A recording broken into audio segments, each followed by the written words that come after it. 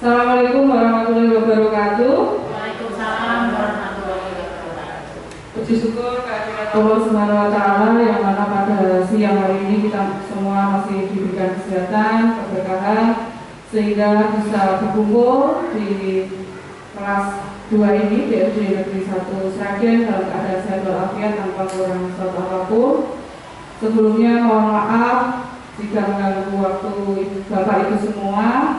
Di sini kami Dia Hari Wulandari sebagai calon guru penggerak Angkatan 4 Kabupaten Sragen ingin mensosialisasikan modul 1 yang sudah kami peroleh, yaitu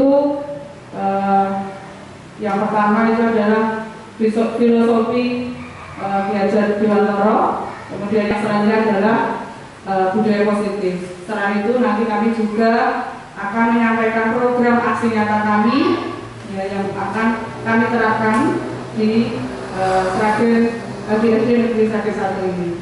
Baik, selanjutnya kita mulai dari modul 1.1 yaitu refleksi filosofi pendidikan Indonesia menurut Ki Hajar Dewantara. Jadi menurut Ki Hajar Dewantara, pengajaran, jadi beliau ini membedakan antara pengajaran dan pendidikan. Menurut Ki Hajar Dewantara, pengajaran bersifat memerdekakan manusia dari aspek hidup lahiriah. Lahiriah di sini adalah kemiskinan dan kebodohan. Sedangkan untuk pendidikan ini mengarah pada memerdekakan manusia dari aspek batin. Contohnya adalah otonomi berpikir, mengambil keputusan, martabat, mentalitas demokratik. Jadi disimbolkan pendidikan jauh lebih luas daripada pengajaran. Pendidikan mencakup manusia yang seutuhnya, baik secara pendidikan intelektual, moral, dan budi pekerti. Dalam pengertian pendidikan menurut Ki Hajar Dewantara, yaitu pendidikan adalah tuntunan di dalam hidup tumbuhnya anak-anak. Pendidikan yaitu menuntun segala kekuatan kodrat yang ada pada anak-anak tersebut agar mereka sebagai manusia dan sebagai anggota masyarakat dapatlah mencapai keselamatan dan kebahagiaan yang setinggi-tingginya. Jadi tugas utama kita, terutama sebagai guru, itu adalah yang pertama itu menuntun anak-anak kita menuju kebahagiaannya, menuju cita-citanya sesuai kodratnya. Jadi sesuai kodrat di sini ada dua kodrat, yaitu kodrat alam dan kodrat zaman. Filosofi pendidikan menurut Ki Hajar Dewantara. Jadi dalam menuntun anak didik kita, ini diibaratkan kita filosofi dari petani padi. Kita ini petani, diibaratkan ada petani, sedangkan anak-anak itu padinya. Jadi guru diibaratkan seorang petani, dan padi diibaratkan seperti anak atau murid kita dalam melaksanakan pendidikan. Ibarat petani sebagai guru yang menyebarkan benih atau bibit padi tidak bisa memaksakan tanaman padi menjadi jagung atau tanaman yang lain. Jadi misalnya jika menanam padi, panennya pasti padi. Ya, ini tidak bisa mengubah kodrat. Hal tersebut dimaksudkan anak-anak kita ya, mengajar anak-anak, mendidik anak-anak itu sesuai minat dan bakatnya masing-masing. Tidak dipaksa untuk menjadi apa yang diinginkan oleh guru atau orang tua. Beliau juga menegaskan bahwa petani tidak boleh membedakan dari mana asal padinya. Jadi anak-anak didik kita itu ibaratnya padi, tapi dari berbagai jenis bibit. Ada nampak, mentik, wangi, gitu, dan lain sebagainya. Itu kita di sini itu menerima dari beberapa jenis varietas. Nah, bagaimana kita sebagai petani supaya walaupun mungkin dari nampak bisa unggul, tumbuh unggul itu bagaimana? Nah, caranya adalah kita harus memupuk secara bersamaan. Kita menyiapkan bibit persemaian, ya, walaupun berbeda-beda, tetapi kita harus pupuk, kita harus sirami. Jadi walaupun berbeda-beda nanti tumbuh subur juga. Nah, ini ibaratnya jadi terkenalnya filosofi petani padi ini adalah pendidikan menurut Ki Hajar Dewantara. atau nah, ini dasar-dasar pendidikan diajar Dewantara ada 5. Yang pertama adalah menuntun, yang kedua adalah kodrat merdeka dan kodrat bermain, kemudian berpihak pada anak, bukan tabula rasa dan budi pekerti. Ini yang pertama menuntun. Jadi dalam proses menuntun, anak-anak diberi kebebasan, ya, anak-anak diberi kebebasan cara belajarnya bagaimana. Tapi kita sebagai pendidik tetap menjadi pamong dalam memberikan tuntunan dan arahan agar anak tidak kehilangan arah dan membahayakan dirinya. Jadi anak bebas memperoleh ilmunya, tapi kita tetap menjadi pamong, dituntun. Kalau nggak dituntun, anak nggak kegelembiro, istilahnya seperti itu. Seorang pamong dapat memberikan tuntunan agar anak dapat menemukan kemerdekaannya dalam belajar. Kemudian anak itu mempunyai kodrat merdeka. Dalam ajaran diajar Dewantara, kemerdekaan dalam pendidikan itu artinya tidak hidup terperintah. Yang kedua, berdiri tegak karena kekuatan sendiri. Yang ketiga, cara mengatur hidupnya dengan tertib. Jadi tidak hidup terperintah berarti seseorang bisa menentukan sendiri dalam bermain. Jadi pada dasarnya seorang anak itu senang bermain. Okay?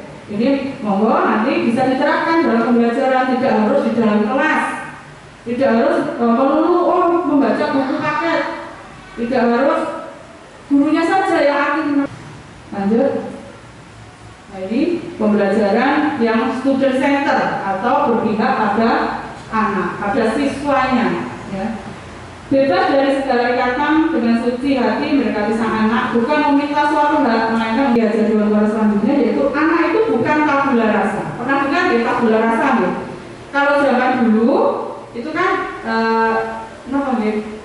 ada ilmu tabula rasa, di mana itu anak diibaratkan kertas putih, orang tuanya yang polisi, kalau ke orang tuanya yang polisi, kalau sekarang tidak.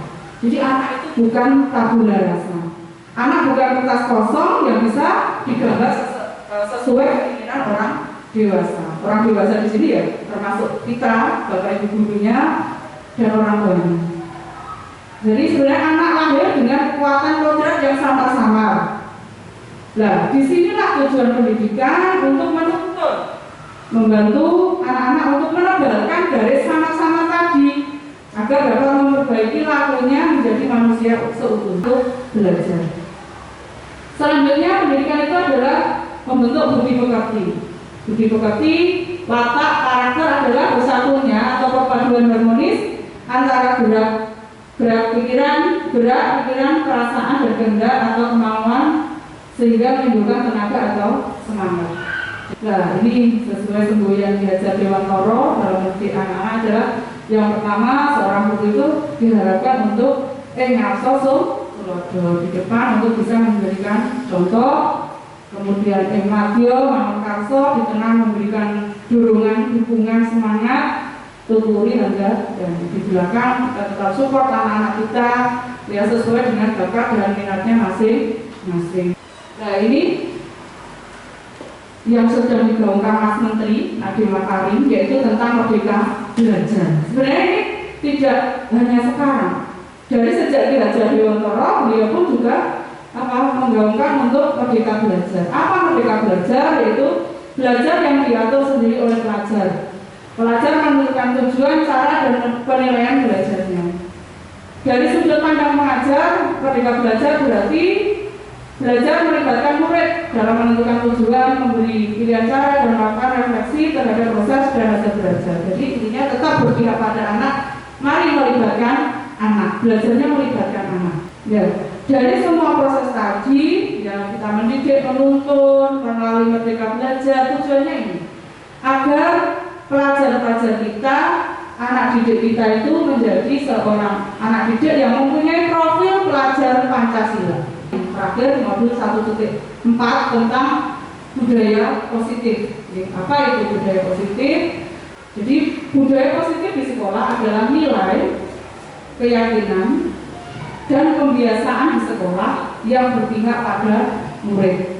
Tujuannya agar murid dapat berkembang menjadi pribadi yang berkarakter, berpikir kritis, penuh hormat, dan tanggung jawab.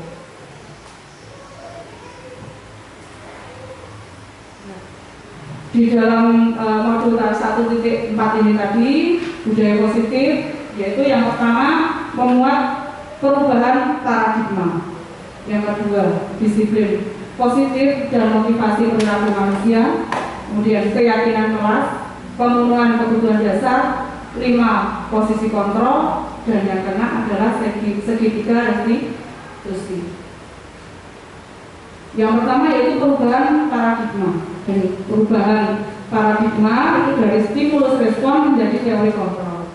Bisakah kita mengatur seseorang? Jadi kalau zaman dulu ini kita perbandingkan ya stimulus respon dan teori kontrol. Teori kontrol itu yang sebenarnya seperti ini loh. Yang pertama kita mencoba mengubah orang agar berpandangan sama dengan kita.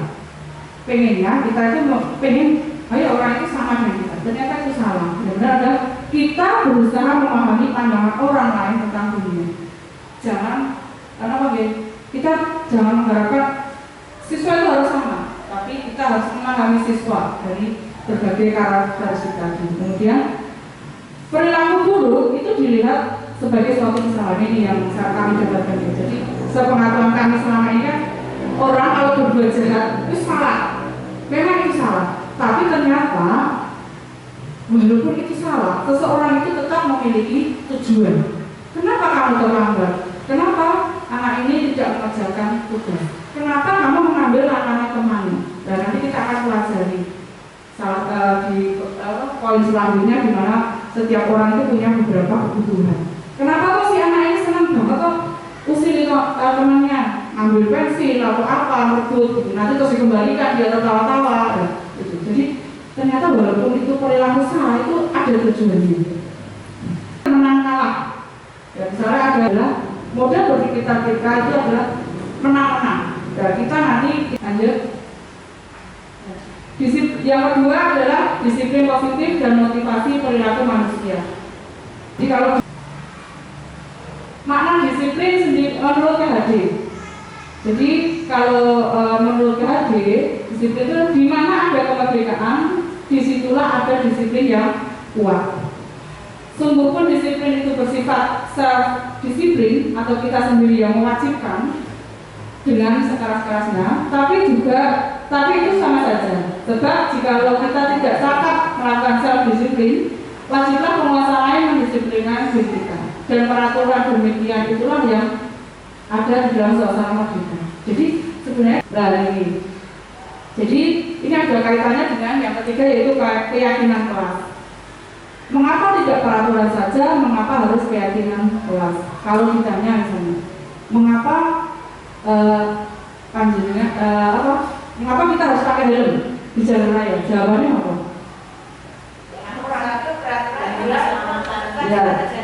Ya. Yang pertama ya, dan selamat dengan apa-apa seperti itu kan seperti itu ya. Yang kedua tetap harus peraturan. Jadi tidak hanya di polisi, tidak hanya takut pada polisi. Kan di sekolah polisi bagaimana tidak, tapi itu bapak ini keselamatan kita masih. Jadi kemudian ini Bapak Ibu, jadi sebelum pembelajaran terutama kemarin semester 2 ini kami membuat di kelas kami kelas 6B itu membuat keyakinan. Kebetulan sebelum PTM 100% Bu masuk 2 kelompok itu, jadi setiap anak nanti bisa diterapkan di kelas Bapak Ibu, terutama yang kelas tinggi itu mudah sekali. Jadi anak-anak kita beri keyakinan mereka membuat suatu keyakinan atau kesepakatan kelas. Ini lepas dari peraturan sekolah gitu. Jadi keyakinan ini lepas dari peraturan sekolah. Jadi tidak peraturan sekolah tetap itu tata tertib harus ditaati. Tapi untuk di kelas sendiri mereka anak-anak itu saya minta untuk membuat suatu menulis satu keyakinan atau kesepakatan yang harus nantinya kita taati. Kita sepakati dari hasil kesepakatan itu nanti semuanya harus melaksanakan. Jadi masing-masing kelompok saya buat, kemudian kami dari beberapa pendapat. Jadi mereka literasi 15 menit sebelum pembelajaran. Kemudian menghormati dan menghargai sesama teman. Kemudian duduknya secara bergiliran, tidak bentar. Kemudian menerapkan 5S, sopan, santun, salam, sapa. Kalau sudah tetap menjaga prokes 5M walaupun di dalam kelas. Lanjut. Sebaiknya itu kita tidak memberikan hukuman, tapi memberikan suatu konsekuensi. Kalau konsekuensi itu sesuai yang kita sepakati. Misalnya kalau olahraga, ya olahraga kan nggak apa-apa gitu. Misalnya, ayo nanti yang terlambat, ustaz ya, kita buat kesepakatan seperti itu. Jadi mereka kalau olahraga terlambat, misalnya push up atau lari 1 kali itu kan cocok sesuai, gitu ya. Ini adalah perbedaan antara hukuman dan konsekuensi. Kita ke hukuman dulu. Hukuman itu sesuatu yang menyakitkan harus terjadi. Jadi sudah terhukum dari kata-katanya saja. Ya, kemudian kalau konsekuensi itu memang harus terjadi, ya. Kemudian membuat anak sakit secara fisik maupun hati untuk waktu yang lama, membuat anak merasa tidak nyaman dalam waktu pendek, anak membenci kedisiplinan. Kalau konsekuensi itu malah memberikan anak menghargai disiplin tadi. Hukuman bersifat paksaan, kalau konsekuensi stimulus tanggapan. Hukuman mendorong anak menyakiti diri sendiri, kalau konsekuensi mendorong anak agar mudah menyesuaikan diri. Ben akurat tadi yang buruk, konsekuensi konsep diri yang baik. Hukuman anak belajar. Nah, kebutuhan dasar manusia ini ada 5. Yang pertama adalah kebutuhan hidup, yang kedua cinta kasih, penguasaan, kesenangan, dan kebebasan. Yang seperti 5 posisi kontrol. Jadi sebagai guru dalam menyelesaikan masalah, ini ada 5 posisi kontrol, yaitu ada di dalam hukum. Jadi dari 5 posisi kontrol dalam menyelesaikan suatu masalah murid itu, yang paling elek diri, yang paling jelas ada sebagai penghukum. Contohnya ini, membuat orang merasa bersalahnya agak halus. Ya contohnya ini. Kemudian kenapa nanti dampaknya pada murid itu bisa merasa rendah diri. Kemudian identitas yang berhasil tapi masih kontrol dari luar, yaitu teman. Posisi sebagai teman, yaitu membuat alasan-alasan untuk muridnya. Dan memantau di sini guru berbuat, misalnya menghitung, mengukur apa jadi misalnya dari identitas yang posisi kontrol yang paling bagus yaitu sebagai manajer, ya manajer.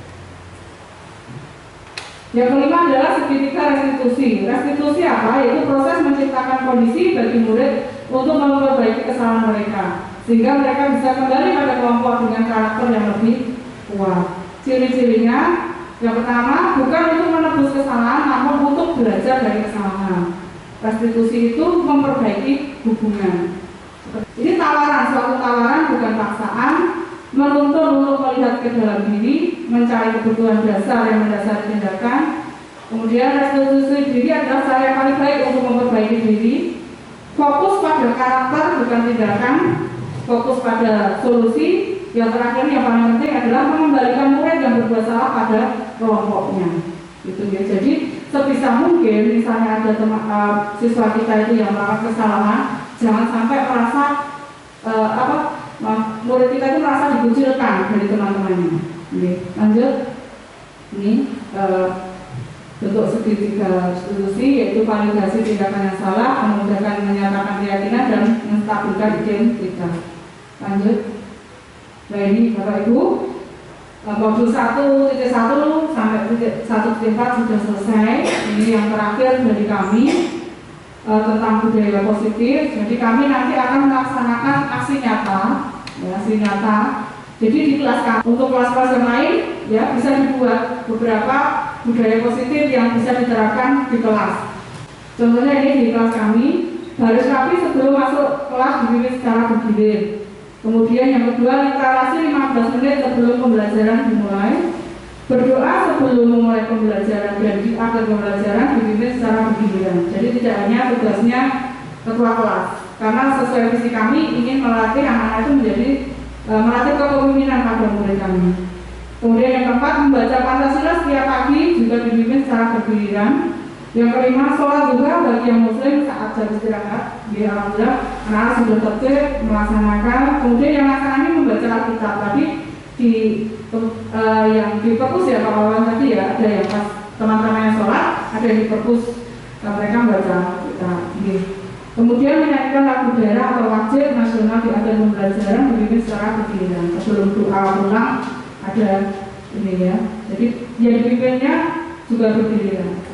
Setiap Jumat dilaksanakan Jumat beriman. Jadi di kelas kami selain literasi 15 menit sebelum pembelajaran juga 15 menit kami gunakan untuk yang muslim membaca Al-Quran. Jadi kalau nggak bisa minta dia ngajari temannya gitu. Dan yang Nasrani membaca Alkitab. Kemudian yang ke-8 setiap Jumat dilaksanakan kegiatan Jumat Subuh Lingkungan ya. Sudah kita laksanakan menyisihkan sebagian uang saku untuk kegiatan Subuh Lingkungan. Dan dari budaya positif ini kami sebagai guru penggerak mengambil aksi nyata yaitu menerapkan budaya literasi membaca 15 menit sebelum pembelajaran untuk siswa kelas 6B di Negeri 1 Sragen. Lanjut. Jadi kenapa saya mengambil aksi nyata seperti itu dengan latar belakangnya ini?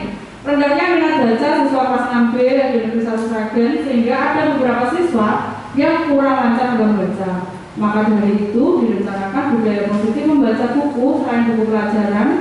Jadi yang dibaca anak-anak itu selain buku pelajaran itu 15 menit sebelum pembelajaran. Tujuannya menumbuhkan minat baca siswa, meningkatkan keterampilan literasi pada siswa. Tolak ukurnya apa? Siswa melaksanakan pembiasaan literasi 15 menit sebelum pembelajaran. Jadi tidak usah disuruh, nanti mereka akan terbiasa. Lini masanya bagaimana tekniknya? Yang pertama membuat keyakinan kelas. Ya, tadi sudah dibuat, salah satunya adalah literasi 15 menit. Setiap siswa, jadi dari awalnya kami meminta satu siswa ke perpustakaan. Semua siswa ke perpustakaan, masing-masing anak memilih satu buku. Dibawa ke kelas, dibaca. Kemudian setelah selesai dibaca, ketika pelajaran dimulai setengah 8 itu, anak-anak mengembalikan buku yang mereka pinjam di perpus tadi ditaruh di rak buku. Nah, itu untuk besok pagi mereka membaca lagi. Jadi pilihannya terserah anak-anak ya. Jadi yang sudah dibawa dari perpus tadi mereka baca kembali, nanti bisa memilih mana buku mana yang mereka inginkan. Nah, pemilihan buku tadi bisa dilaksanakan seminggu sekali. Jadi nanti rencana kami seminggu sekali buku yang tadi kami pinjam dari perpus dikembalikan kami ke perpus, anak-anak mengambil buku baru lagi, kemudian ditaruh di rak kelas lagi. Kemudian membiasakan budaya literasi 15 menit sebelum pembelajaran dimulai. Nah, di sini kami membutuhkan beberapa dukungan. Yang pertama dari kepala sekolah, dari bapak ibu guru semua, dari siswa kelas 6, wali murid, rak buku dan buku bacaan. Lanjut, nah ini dokumentasi kami Bapak Ibu. Awalnya kami mengajak anak memilih buku yang mereka inginkan, kemudian ditaruh di rak kelas, di kebetulan yang kelas B ada di. Kemudian setiap pagi, jadi setiap pagi itu anak-anak saya minta setidaknya jam 7.15 sudah sampai di sekolah, nanti baca sampai jam setengah 8, pokoknya sebelum pelajaran dimulai. Itu tujuan kami selain meningkatkan literasi juga biar anak-anak terkondisikan, sudah siap di kelas, tidak lari-larian. Apalagi anak kami yang sudah kelas 6 ya besar, kalau larian di luar kelas, dia masuk kelas berat berkeringat kan rasanya juga tidak efektif. Nah itu akhirnya kami menerapkan aksi nyata untuk 15 menit membaca setiap harinya Bapak Ibu. Jadi monggo nanti bisa diterapkan di kelas lain, bisa berkoordinasi dengan Pak Wawan kalau misalnya untuk meminjam buku di. Lanjut. Terima kasih dan salam berbahagia.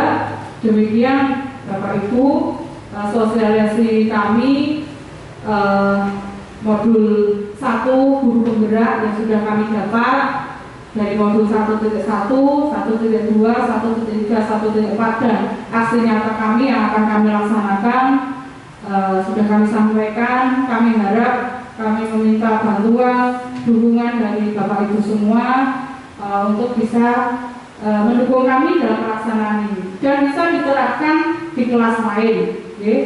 Nanti jadi terutama yang literasi 15 menit yaitu untuk meningkatkan anak-anak untuk keterampilan membacanya.